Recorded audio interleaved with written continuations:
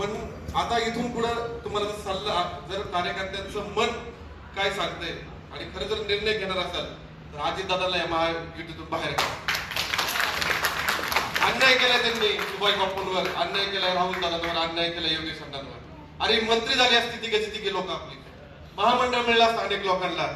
अजितदादा येऊन आमचे आबासाहेब सोनवणे शामगावडे डिप्युटीचा निधी मागायला गेले आणि अजितदादा म्हणले तुमचा काय संबंध आहे, आम्ही 10% निधी देणार. अरे नको आपल्याला सत्ता ही पुढची विधानसभेची, पण अजितदादा असेल तर पाहिजे का सत्ता आपल्याला पुणे जिल्ह्यातल्या कार्यकर्त्यांना? बापू, पुणे जिल्हा आणि सोलापूरची तीच परिस्थिती आहे. तुम्हाला तर पालकमंत्री काय दुसराच मिळालेला आहे आतापर्यंत. स्वाभिमानी नेतृत्व या पुणे जिल्ह्याला मिळत नाहीये. पुणे जिल्ह्यातल्या लोकांचं हाल झालेले आहे. ज्या राष्ट्रवादीशी गेल्या 10 वर्षापासून आम्ही विरोध करतोय, ती राष्ट्रवादीचे अजितदादा तुम्ही आमच्या भोकांडे दिले आणि अक्षरशः कार्यकर्ते आज भीतीच्या वातावरणामध्ये. कशासाठी घेतलंय? भारतीय जनता पार्टीच्या बूथ लेवलच्या कार्यकर्त्यापासून तर तालुक्यातल्या प्रत्येक कार्यकर्त्याची इच्छा आहे महायुतीमध्ये अजितदादा असतील आणि जर विधानसभेला जर आपली सत्ता नाही असेल तरी ती सत्ता कार्यकर्त्याला आपल्याला आता नकोय. काय करायचं? अजितदादासाठी सत्ता राहायची, तिथं त्यांनी पालकमंत्री व्हायचे, तिथं बॉस व्हायचं, नाही तर आदेश द्यायचे आणि भारतीय जनता पार्टीच्या कार्यकर्त्यांना चिरडण्याचं काम करायचे.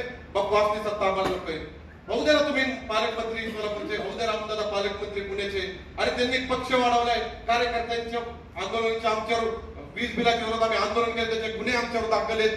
रस्ता रोको आम्ही अनेक वेळा केलाय. आमचे संदीप बाप्पा मोडवे अनेक कार्यकर्ते या ठिकाणी भांडत असतात, लढत असतात. एबीपी माझा, उघडा डोळे बघा नीट.